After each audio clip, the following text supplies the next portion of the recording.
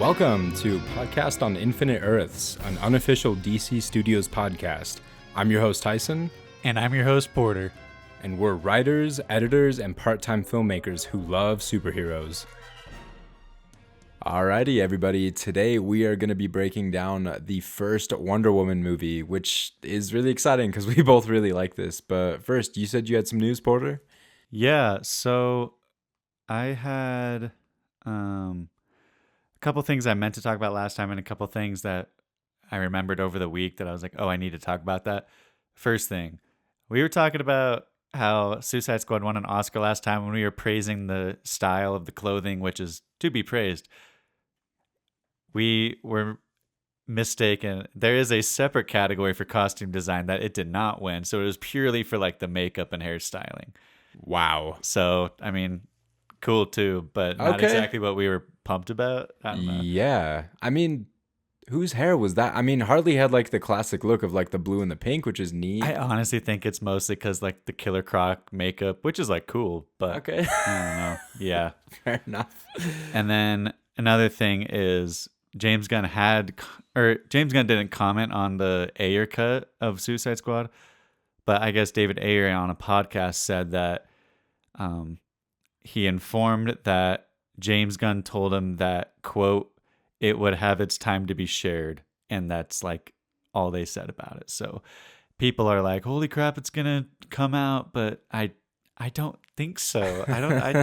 It's not the Snyder cut. What do you think about the Ayer cut? Like, will it have like enough redeeming value to make this like a solid movie?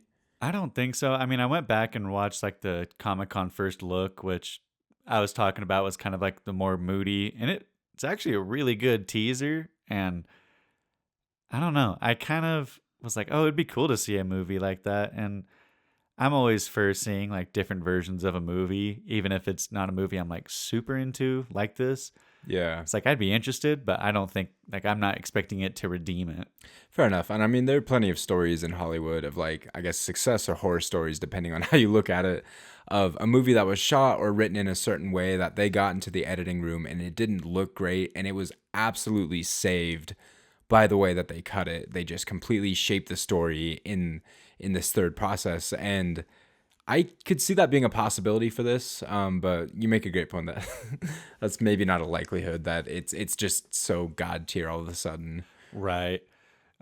Last thing I wanted to bring up is James Gunn has talked about whether the end of Peacemaker season 2 is like required viewing for like the future of the DCEU, because we were talking about that, right? And he said, quote, I'm not expecting people to go into Man of Tomorrow and know what salvation is. You'll find out anything you need to know about metahumans disappearing through that movie.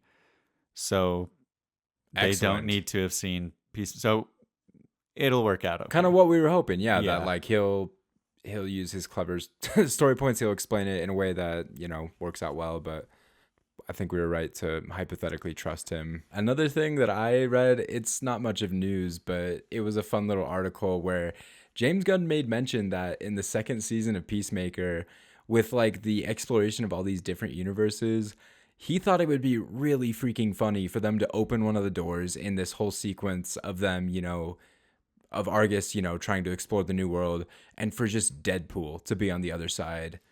That would have been crazy. That would have been a lot of fun. But that feels like out of any character they could have done, that is the most perfect crossover they could have done. Totally. I think okay, if I'm being real, I think it would have been a lot of fun. Probably the smart move to not do that, though. Oh, absolutely. And that was the focus of the article, is he was like, the logistics, the ramifications, there is so much that goes into that rather than just like a funny pitched idea in the writer's room. Which, yeah, but also I think I just love that was an idea. Yeah, like I can acknowledge like that's fun. That would be a lot of fun. I think it was the right move to not do that, though. Well, how do you say we get into Wonder Woman? We're super lucky. We have my wife Mallory joining us today. Hello. And yeah, where should we? I guess we should start at the beginning, right? I mean, One thing I did like about this is that it is like bookended by like the present day with like Bruce Wayne hitting her up with the picture, kind of a continuation of Batman vs Superman, which is Yeah. fun. It is fun. And I mean, as much as I tend to hate that trope of like, it was all a dream or it was all a memory, this one tends to do it well. Especially having her in like this present day kind of artifact room where like you have all this really cool like Greek gear. I don't know. It's a great set piece. Well, and it kind of makes more sense when you see the sequel why that is. Like it is part of her career to have like artifacts around her. So it checks out. But let's start with, I guess it then goes to her as a kid. Mallory, what are your thoughts on like the kind of I don't know, low key like origin story for her? I really liked how it started off with her as a little girl and just that immediate love and desire to be fighting. I think that that starts the movie out so strong because she's already established that this is something that means a lot to her, and we see that happen later in the movie. This isn't just something she does in her free time. This is something that actually has a passion to her, and I think that that really sets the stage for the movie as a whole of just her desire to have an effort in fighting and standing up for herself and standing up for what she believes in, even as a young girl. Absolutely. I mean, like, it's a really strong plot point that kind of carries her through. And it's interesting because she kind of has that desire from a young age, like you said. I like that you bring that up because a lot of these people kind of have the motivation off of some like tragic happening, right? I mean, Bruce Wayne, at least in the Nolan series, trains with Ra's al Ghul because his parents got killed, and he has like this dark vengeance in his heart. But she genuinely just wanted to be a part of like this Themyscira culture where they are Amazonian warriors that, you know, this is like almost like a rite of passage. You see her making all those points when she's trying on clothes about how do women even fight in this? And Steve's secretary is like losing her mind because she can't accept that she like, you know, is expecting all women to be able to fight.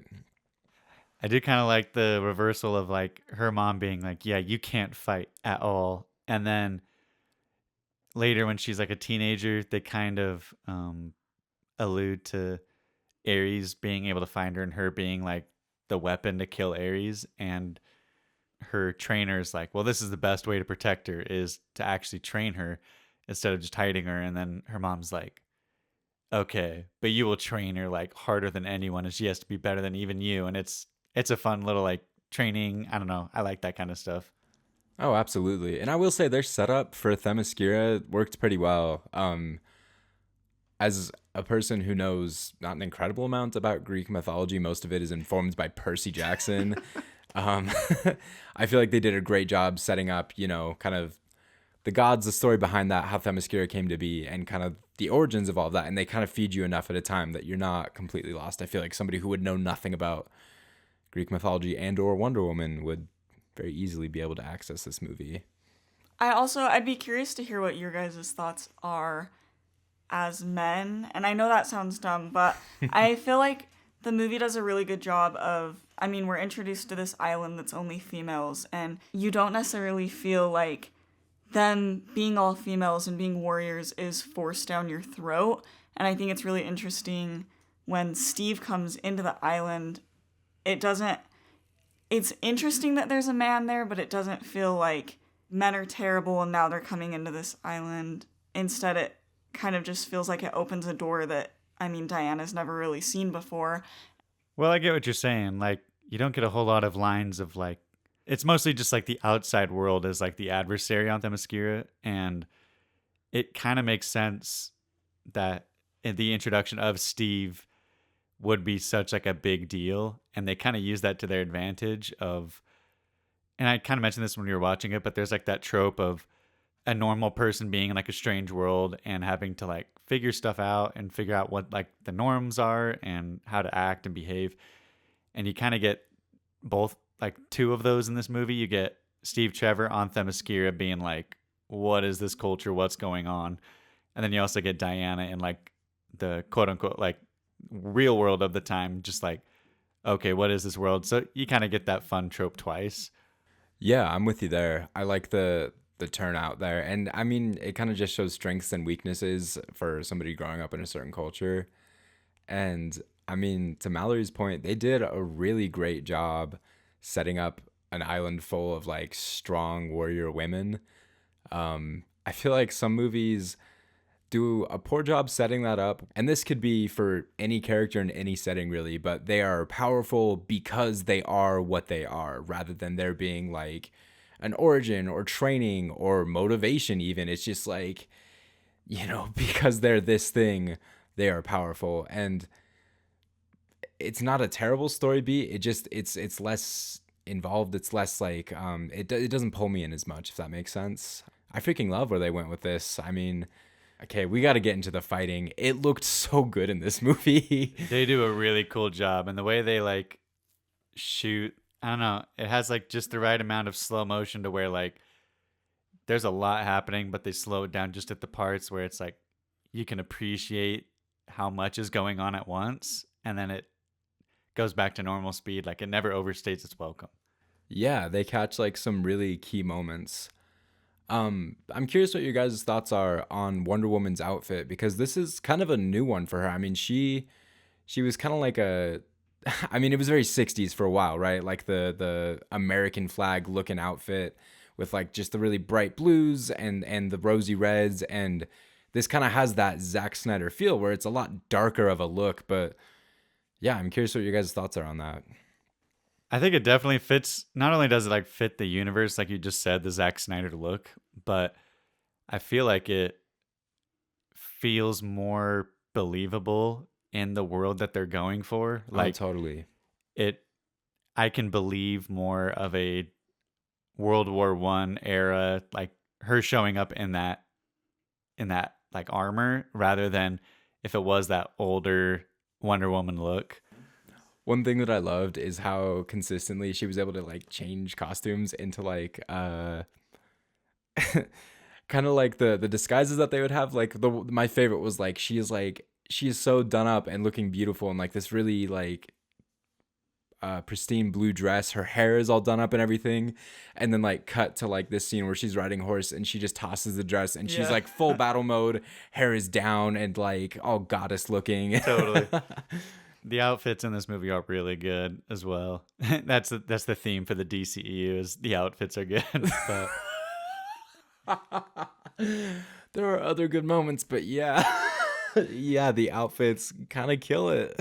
Yeah. So going back to like Steve being on the island, they have some fun. Like she learns kind of what World War I is happening and like what that means and how she believes that it's Ares.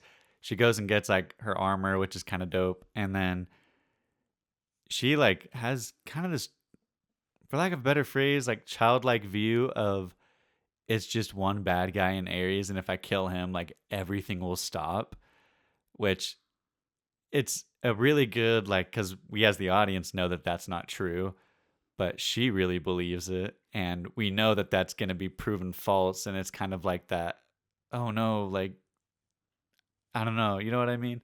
Yeah, kind of that like small fish thrown into a big pond sort of feel. I love that theme that they kind of cover of like the classic like horrors of war, but also I think just the complexities, like the gray morality around all of that.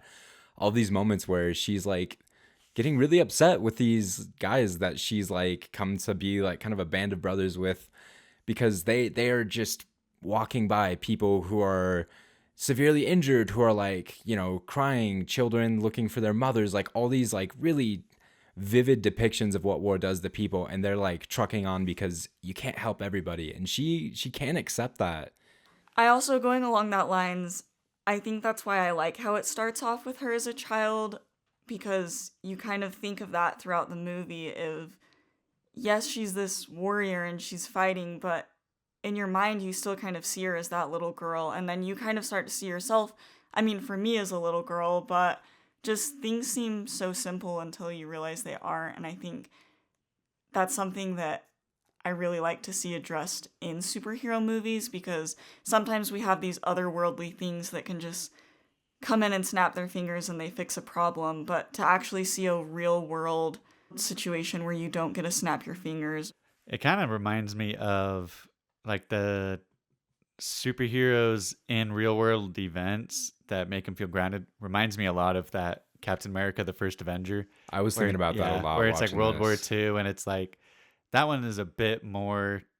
I don't know what the right word is, because this one's also very fantastical, but in my brain, like Captain America is also very fantastical. Maybe they're the same amount, Well, but I think just because this has like roots in Greek mythology, whereas like the most fantastical thing was like kind of the Tesseract being like the heart of that conflict, but right. it was like a lot more based in wartime. But I mean, you brought this up during the movie. I love that this was set during World War One instead of World War Two. That feels a lot less classic. But I mean, in the particular war where like so many innovations were being made in like destructive forces, I mean, that's where a lot of tanks and planes are introduced. We get like this awful gas, which is kind of the innovative weapon in this story. I mean, it all makes sense for World War One. Yeah, and it helps that World War One is like a really muddy war. There really isn't a clear good guy and bad guy like Yeah. in World War Two. And it also kind of adds a bit of like the end of the movie where Diana kind of comes to accept that like, and I know I'm jumping way ahead, but like Ares isn't like the be all end all, like humans cause wars themselves to like finish World War One, and then like 20 years later World War Two happens and she doesn't get involved. Like Yeah. that's pretty crazy. Yeah. No, you make a great point. And I think I like the morals of this story because she kind of had that breaking point. I mean, once again, we're jumping to the ends, but where she was recognizing that there is just like a fundamental good and evil to each person, and that it's kind of a choice that we get to make. And I feel like this movie wrote a really fine line and did it well between like men are filled with war and men are evil, and then people just have that capacity, and they were kind of balancing that the whole time. But I don't know, I didn't feel like dissatisfied with like the strength of the lesson or also like preached to the whole time. I feel like that sometimes that's hard to do, but I like where they went with that. Yeah, there's a lot of like, I don't know, there's a lot of setup to her having this change, like this belief change, and this, like you mentioned at the top of the episode, like a lot of this movie, and I think Mallory mentioned this, is just a whole lot about like what they believe in, and it's a very strong theme. And the whole bit in London, like we talked about the outfit change, which is really fun, and then we also get, really side note, like a fun alley fight, which kind of reminded me of the old Christopher Reeve Superman alley fight, which is Totally. kind of fun. Right, where like some thug, some opposing force tries to like come at them because they're just like, we can take them. They absolutely cannot. Yeah, kind of a fun reversal on it being like Wonder Woman being the one that, takes him on instead of Steve. But Yeah. yeah, it's and then they have like the whole general bit where I love where she's just like really mad at the general. Like, you sit in here while like real generals where I come from, they're like at the, in the battle with them and they're leading, and which comes into play later. But I love that whole bit where all the British people are just like, who is this woman? And it's like, come on. You mentioned chemical warfare, and the big like thing is like Dr. Poison is kind of the B antagonist in this film. Which like what a great name for like just a comic book villain. Literally villain von bad guy, like but she's kind of just there, but her and General Ludendorff are like the main bad guys of this film, and they're developing poisonous gases, and they are trying to figure out a way to create a hydrogen-based gas that can get through gas masks, and Just scary to as try hell. and like stop Germany from signing a peace treaty. So they eventually do develop that, and they kill a bunch of generals and are like, we're gonna gas everything, like don't sign the treaty. And that's kind of the main like conflict of this, is they're like, because Steve and Diana then go off to go find Ludendorff, right? And they get together the team, which is where we meet Sammy, Charlie, and then eventually like the chief, which they're all very fun additions. Absolutely. Very fun cast. And I like the tying element. All of this here is Dr. Poison's notebook. That kind of is the reason that Steve ended up on Themyscira. It's the reason the Nazis, I keep calling them Nazis. This isn't World War II, but that's like the classic German villain.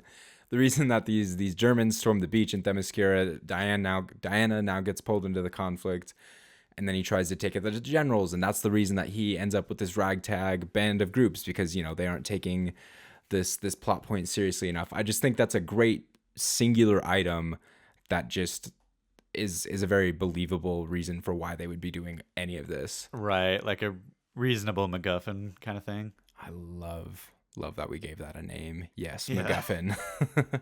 Speaking of Dr. Poison, something that I didn't really think about, I've seen this movie a bunch of times. It probably ranks in my top 10 of all time movies.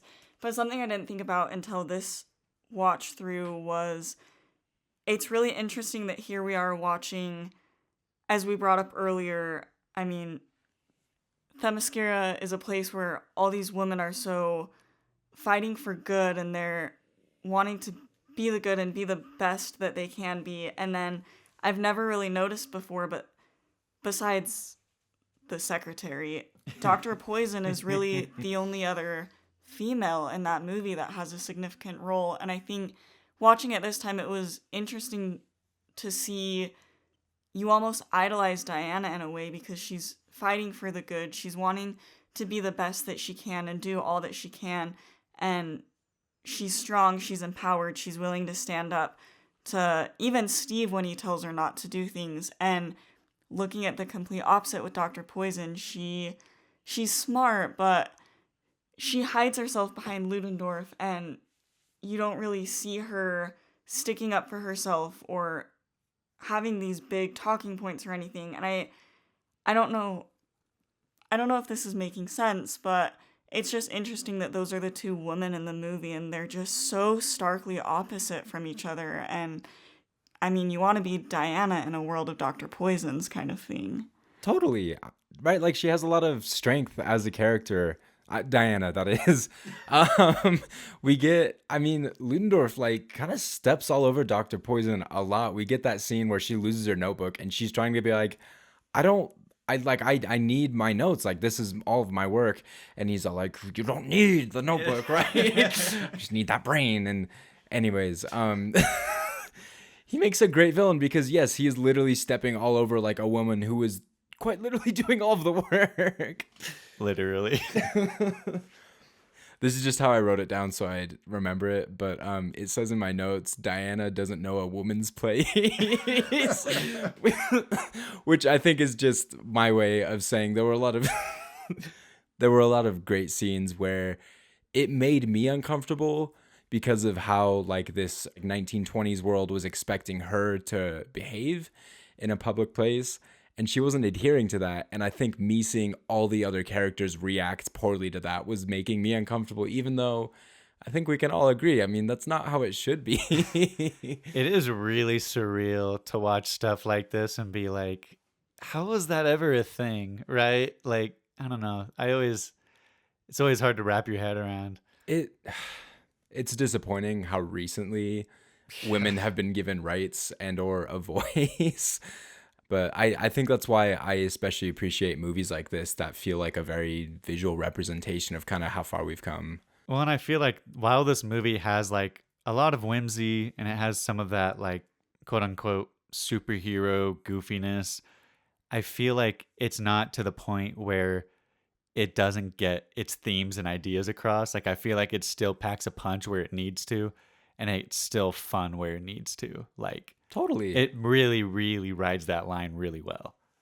Agreed.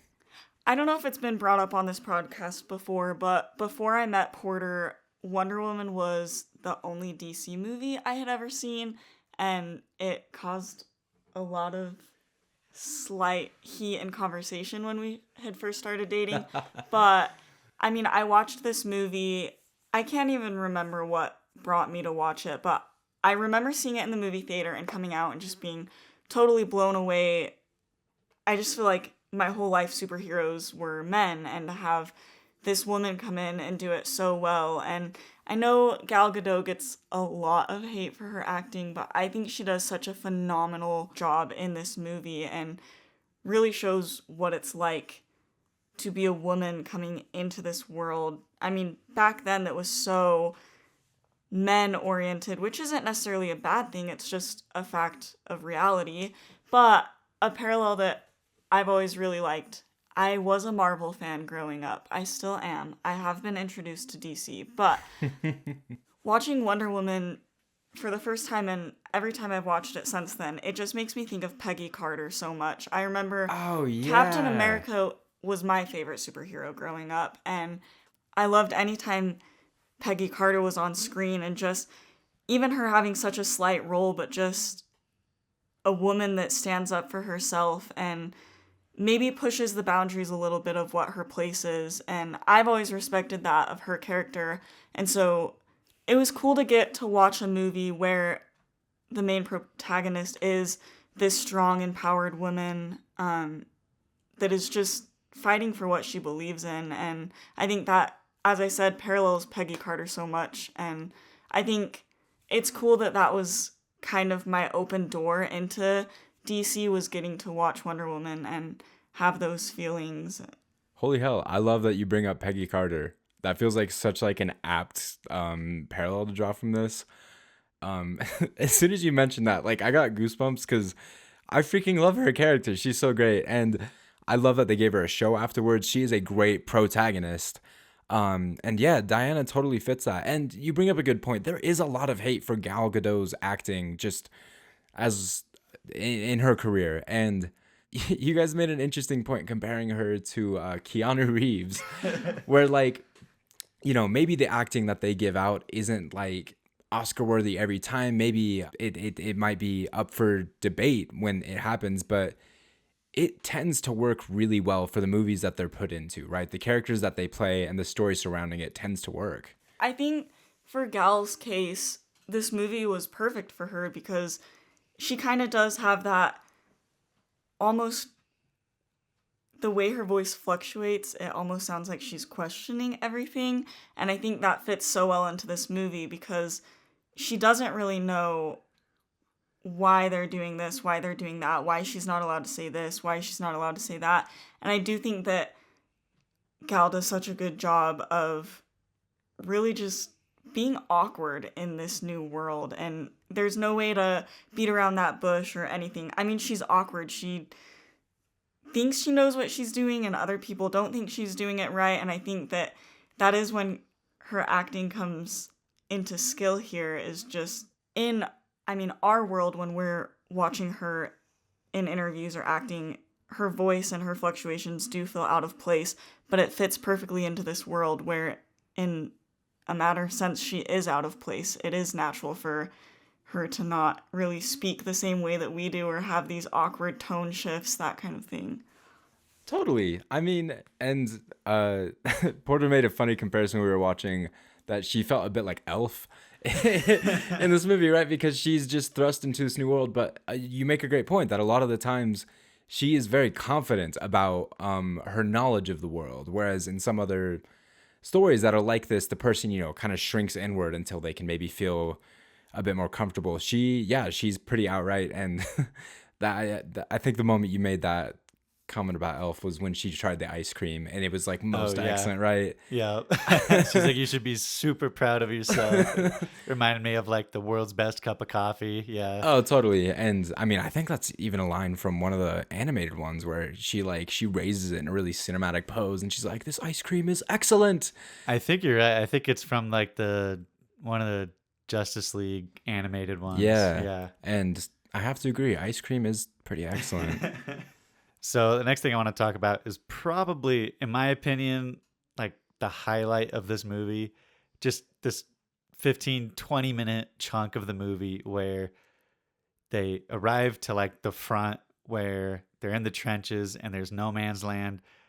And kind of aside, they did a really good job of like hiding her armor underneath like her fur coat throughout this entire like movie up to this point. You make a great point. When we were watching it, like up until this point, right? We get like a glimpse of it in the corner of the camera when she grabs it, and then like it's always just been a peek here or there. But this reveal, And this is going to sound silly, but I freaking love that they have Steve say the line like, "Hey, that's no man's land. Like, no man can cross there." And they didn't have her say, "I'm no man," like in Lord of the Rings. Like, I feel like that would have taken me so out of it. Oh my gosh. Well, and I said it sarcastically. Yeah, no, literally, because I feel like in Lord of the Rings, like when the Witch King is like, "No man can kill me," and Eomer's like, "I'm no man," and stabs him in the face. It's like, it's a cool moment, but it kind of, you chuckle at it, right? Like, okay, you would say that in battle, right? But I love that they didn't say that. And instead, Steve's like, "Well, there's nothing we can do." And she's just like, "Well, I'm going to do something." And then like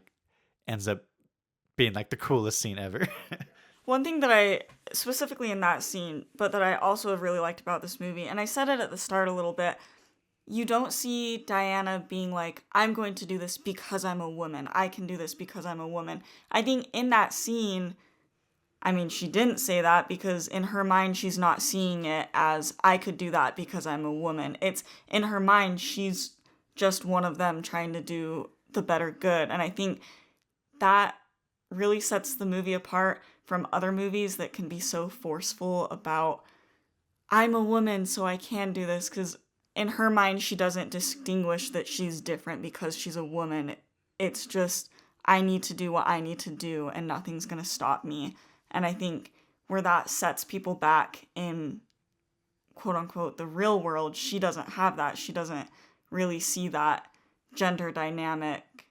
Well, and one thing that I love about this is earlier I was talking about how she gets mad at the general for being in his office, where leaders where she comes from are like on the battlefield. And she literally exemplifies this by stepping out into the land and almost carving a path for the rest of the soldiers to show up and help take the village. And it's a really cool, like, you see everyone kind of like hesitate to like follow her, and then they're like, "No, like, let's do this. This is our moment." And they're able to make it to the village where we get the Wonder Woman theme, and we get a really cool fight with her like fighting it like a ton of guys in a building and just kicking the crap out of everyone. And it is so cool.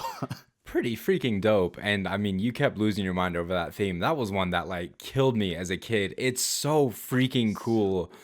To the extent that like the initial reveal is epic, but it feels like classic epic music. And it's not until she kind of gets literally into the other side's trenches where that song kicks in. And that's where it really like absolutely blows me away. The fighting in that, especially, they got some really cinematic looking, like, just blows. Like, she Yeah, and it's such a good action set piece. It's, like I said, highlight of the movie for me.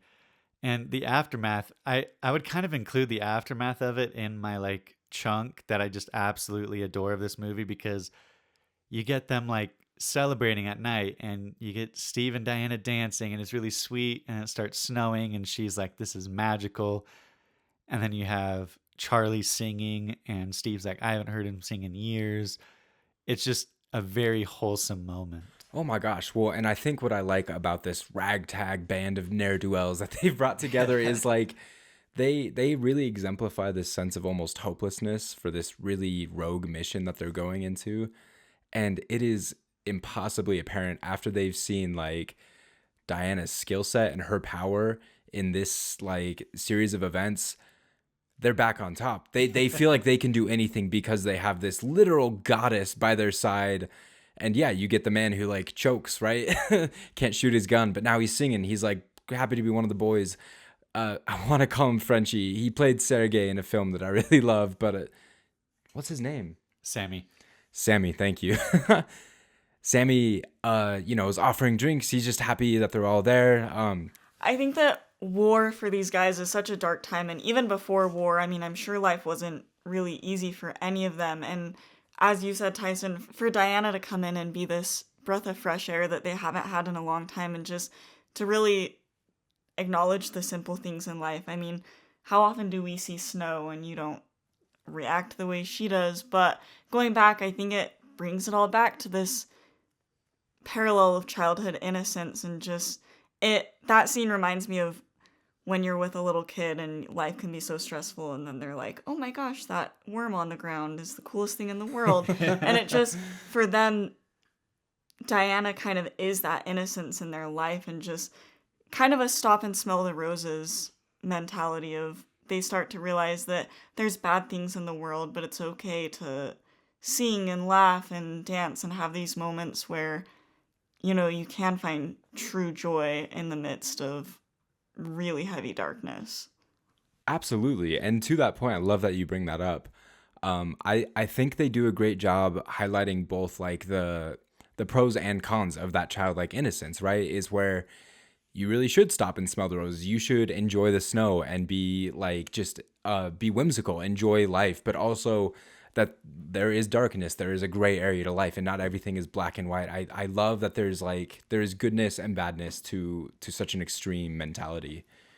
Absolutely. And like I said, I feel like throughout this whole movie, they do a great job of just talking about the gray area, right?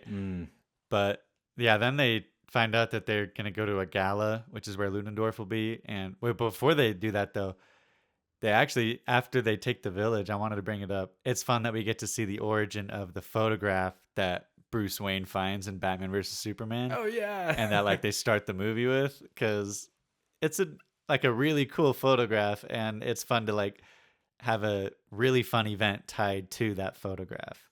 Absolutely. And I mean, I remember watching this for the first time, being in theater and like being like watching them line up for it. And I was like, oh my gosh.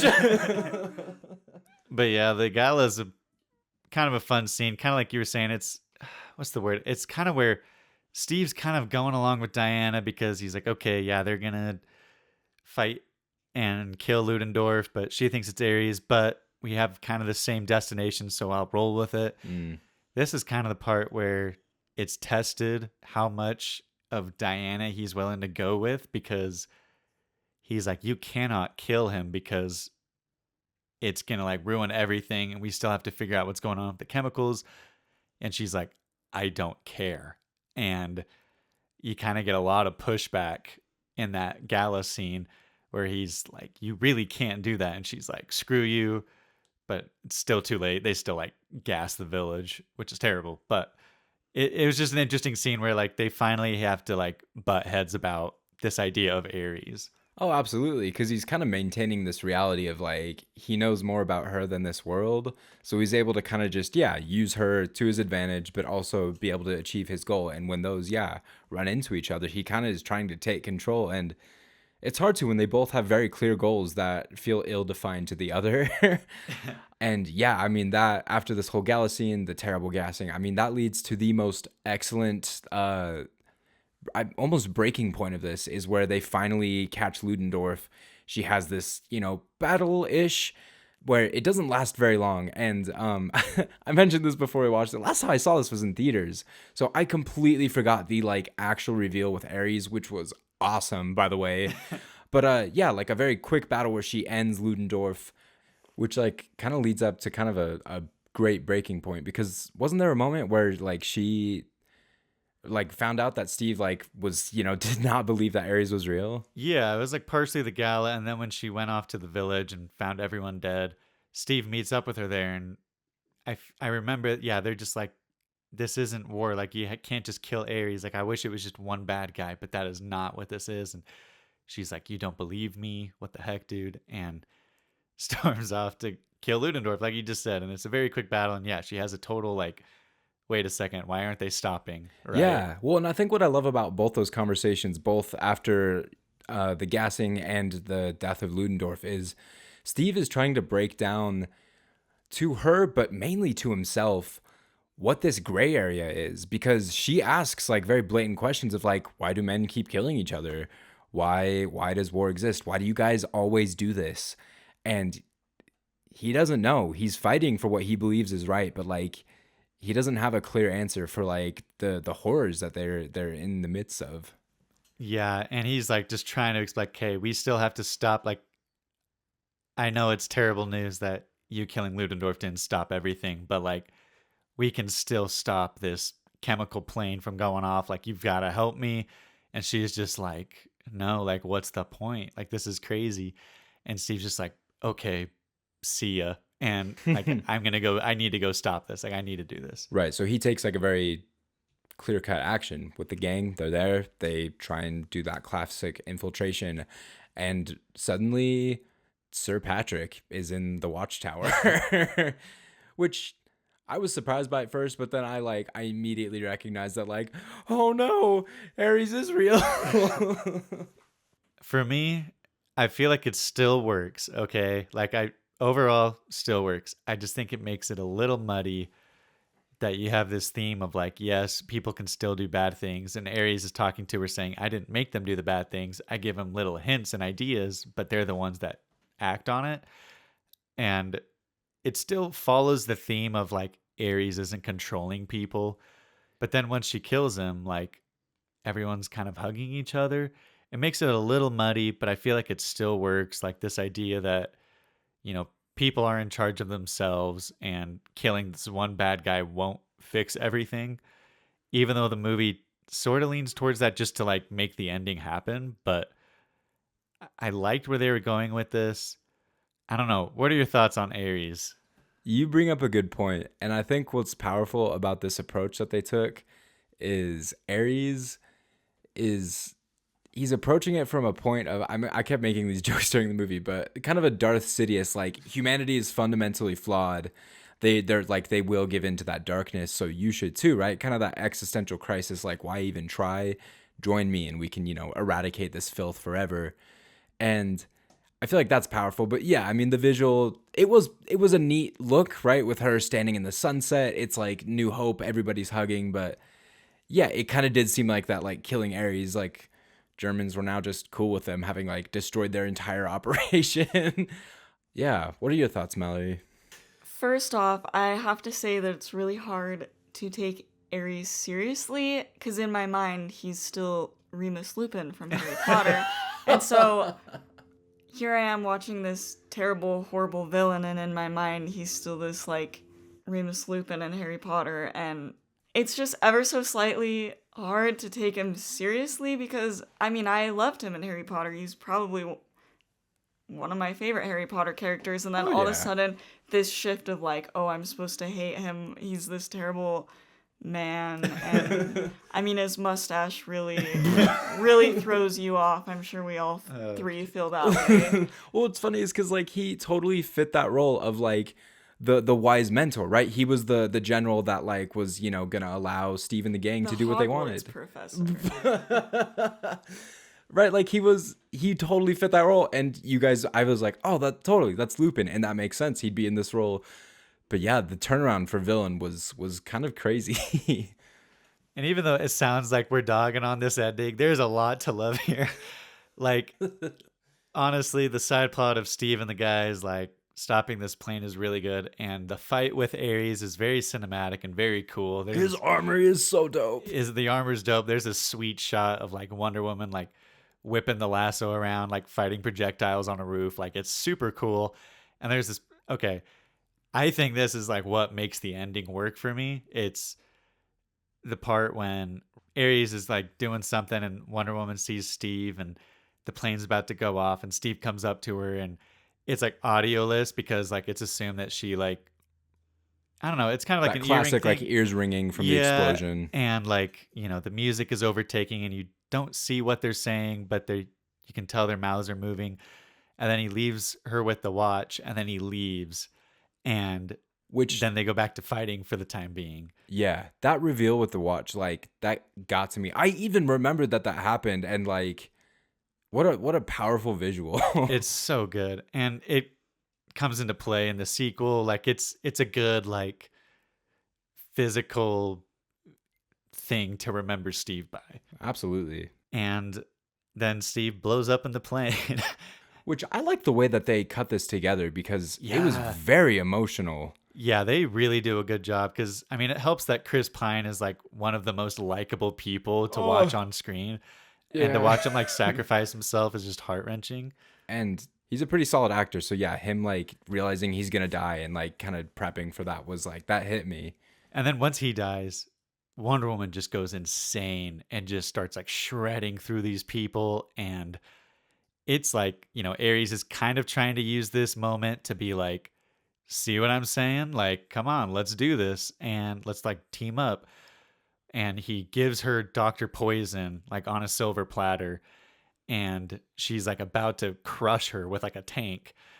And then you get this like perfect just cut back to that conversation they have where you didn't have the audio before, but now you get the audio, and it's really good. Like, I obviously don't remember the conversation word for word, but just this idea of Steve being like, hey, like, we got to do what we believe in. Like, I can save today, but you can save the world. Like, I love you, gives her the watch. And it's just like so good. I am a sucker for things going wrong and things not ending super perfectly. I think this movie does a really good job of that with Steve dying, is because in your mind, you're kind of waiting for him to come back. You're waiting for him to land back on the ground and run into her arms and say that he miraculously made it out alive. But for it to actually feel real that he did die, I mean, you feel for Diana in this moment, and you're like, for the first time, her whole life has been fighting and having this community, and then she finally finds someone that you could say sees her as more than a warrior, and she finally feels like she has this human connection, and for that to just all be taken away in a moment, I mean, it's heartbreaking, and I secretly love those kind of things so much. Yeah. I think it makes a movie when they just totally rip your heart out knowing that you might not be able to come back from it. Yeah, I had totally forgotten that we did get to hear the conversation, because like no audio. I was like, man, what a powerful move to just like, we get to infer what happens. And then I forgot that we get it to like actually hear it. Then I was just like, oh man, like that cinches it for me. Like I'm hooked. Like, this is so good. Because you're right. Like, he is kind of like Diana's lifeline in this real world. Like, he is literally the person that she knows best in this world, and he's gone now. It's pretty tragic, and I think the three of us can agree that, yeah, like a tragic ending is where it's at. We all really liked La La Land. Another thing I want to bring up that's kind of cool is this like last 30 minutes of the movie, they really make you feel like it's going down for their protagonist, because we talk about in like story structure, you have the dark night of the soul, which is like the part right before the hero is able to rise up and really defeat whatever's, giving them a hard time. And we get like 3 of these. We get one with the village, right? Where she's just like, this is terrible. I don't know. Like, we have to do something. I failed. Goes off to fight. Ludendorff kills Ludendorff. Has another dark night of the soul. Like, how come that didn't work? I failed. And then another one when Steve dies, and she's like, holy crap. Like, it really just makes you feel like our protagonist is getting put through the ringer, right? Oh, so that's absolutely. what makes the victory that much more triumphant. I think it just adds so much more to this story that on top of her having to deal with these hard things, she's probably not had to deal with them in the past. And so it's just, I mean, exponentially multiplied of how her feelings are and how she's going to react. Absolutely. And I mean, that speaks to, like you said, in her story arc, the strength of her character to be able to experience a lot of these things for the first time and still maintain her resolve to like fight for what she believes is right. I love that. Yeah, one thing I want to bring up that's this is out of left field, but it does pertain to what we're talking about.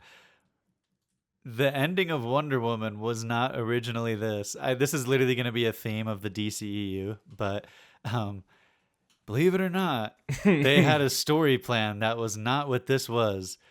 And there's not a lot of details on it.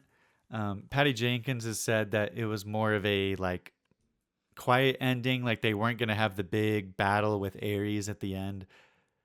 And it makes it kind of tough to like gauge which would have worked out, but I guess the studio was like, no, like we want the big bombastic ending. And like we talked about, it for the theming, like it mostly works. Like honestly, I think if they just didn't have them hugging each other at the end, like I wouldn't have thought anything of it. I think if they just had the Germans like get up and then just like walk away or stand around while she's like looking at the sunrise, or like, just all be dead. Yeah, like it would have worked better, right? I don't know. I feel like the fun final battle was probably like the smart studio choice, right? But Sure. Do you know what they wanted to do instead of the final battle? I don't know. I would imagine it would be just them stopping the plane together, but then I don't know how Steve would have died. So I Okay, don't know. fair enough. I am curious your guys' thoughts on kind of the final push pin that they have when it comes to like the thematic narration. Gal Gadot's line, I think to Ares, before she, decides not to crush Dr. Poison and destroy Ares, and then also when she's kind of doing this final narration when they bring us back into the present and she's seen this picture from Bruce Wayne. She talks about how she believes in love and she will fight for love. I don't know how I feel about that because she obviously loved Steve to an extent. I mean, we never heard her say it, but there was a thing there. It was very heart-wrenching when he died. Right. Like, and I think this is an example of you don't have to have people saying I love you to kind of, I mean, I guess Steve says I love you, but you don't have to have her saying it back to like understand that she felt similarly, right? Obviously, Like, yeah, it's clear they had a very strong bond. I think when you talk about like kind of the muddiness at the end, that maybe added to it for me because I feel like she was fighting for a lot of things and love didn't feel like the top of the list or even it almost felt maybe weak is too strong a word, hilariously enough. For it to be like a final thing for her to be like, I believe in love, that just maybe played out. I don't know. I guess I wanted something stronger for her to be like fighting for. I definitely agree with you on that. I, playing devil's advocate, I guess, I like to picture it as we talked about, and I'm just thinking of this now, I really hadn't thought about this during the movie, but as earlier we talked about that scene in the village, when she has this moment with this group of people, I, in the back of my mind, like to picture that love is not, her version of love is not singularity, Steve, it could be these people that she's found and she's grown to love, and kind of form a community with them, and then tying that back to her community back home. And I definitely think it's probably like 70-30 in favor of her love for Steve. But I do like to point out that maybe in her mind, love also can be her community and these people that she grew to love in this world that she probably never expected to, in a sense, love. no, I get where you guys are coming from. I don't know. I think it's just everything before in the monologue. Like if it was in a vacuum where she was just like out of the blue, like I fight for love. Like, yeah, I feel like it would be weird. I feel like before that though, she's talking like, okay, but I'm fighting for, yeah, humanity is like all these terrible things, but they're also so much more. And like most importantly, they're capable of love. So like her fighting for love isn't necessarily just like in a vacuum, like her love for Steve. I feel like it's kind of this idea that love is what humans are capable of, and that's what she's fighting for. You make a good point. I think in the moment it just feels like a very vague and blurry term for her to throw out there. But yes, in context of her believing in humanity, I mean this monologue fighting Ares, that does seem to make sense. I don't know. I think just from like a writing perspective, I would have wished for something more specific. It's a nitpicky thing. I'm pretty happy with how the movie turned out. But yeah, I think maybe I've just heard one too many movies that believe in love, so that's why they do what they do. That's fair. It is. It's unfortunate because it is a trope, but I get where you're coming from. So I am curious. I brought this up when we were watching. So like 1978 John Williams Superman theme. That's kind of been like the Superman theme, with the exception of Man of Steel, and they just kept that. Even the new Superman has kind of a rendition of that theme. With this being the first Wonder Woman movie, do you think that in the future, as in like when the next Wonder Woman movie comes out, they should keep this theme or just like change it up enough that it's original, but it keeps like parts of it like the new Superman does? Because like, as we discussed, like this theme is like one of the coolest things in this like DCEU. And I'd feel really sad if it like born and died like in this, universe. Absolutely.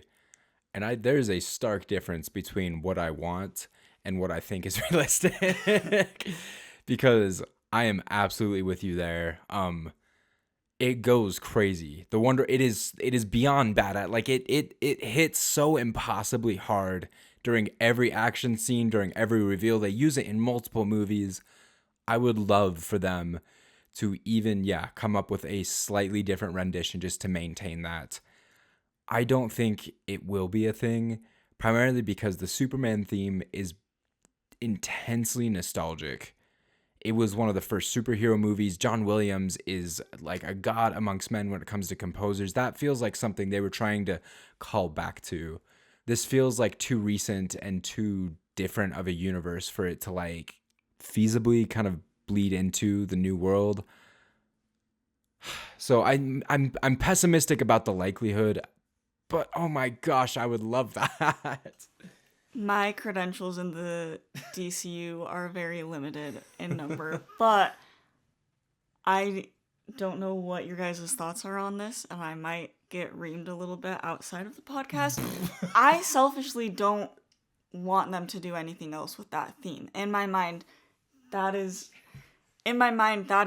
Gal Gadot's theme. That's her Wonder Woman. I'm always going to associate it with that movie, and specifically, I mean, the scene in the battlefield, and I don't know if any other movie could do it justice. Even if remix isn't the right word, but even if they changed it, I think, selfishly, I just want it to stay Gal's Wonder Woman theme rather than a Wonder Woman theme as a whole. I mean, geez, you make a good point because there is such thing as too much of a good thing. That's an interesting point. Yeah. Like, because no matter what happens with the new Wonder Woman for this new DCU, I feel like we're going to grow up and we're going to be telling our kids, like, okay, but that first Wonder Woman movie, and they're going to appreciate the theme just as much as we do. Like, well, they're not my kid. Yeah, like, you know what I mean? Like, it's not going to die, right? Like, everyone that knows DC is still going to be like, oh yeah, that Wonder Woman theme from that first Wonder Woman movie. Like, come on. There's a reason the first Superman theme is so nostalgic. You're right. This can absolutely be that for Wonder Woman. And who knows, maybe many, many years down the line when they've reset this universe for the fourth time, they can do like a nostalgic callback for all of us old fogies. Totally. So I know this might seem like a really silly like thing to add on because it's like of course, but of the 4 DCEU films we've watched, Man of Steel, Batman v Superman, and Suicide Squad, this one's definitely at the top of the list for me so far. It's pretty freaking excellent. And definitely looking forward to next week where we're getting into the Justice League because, oh boy, do we all have thoughts. I mean, that is probably the hallmark of polarizing films in the DCEU. Yeah, holy crap. What are you guys' thoughts on the fact that they never really like did the name drop Wonder Woman? Yo, I never even thought of that. Because when the title card hit in the end and we get, and once again, the emblem looks so freaking cool. It was like Wonder Woman. And I was like, wait a minute. We didn't get like that really like cheesy first Superman movie where they're just like, he's some kind of like Superman. Well, don't they, Mallory, correct me if I'm wrong, and we'll get into this. Don't they do that name drop in the sequel?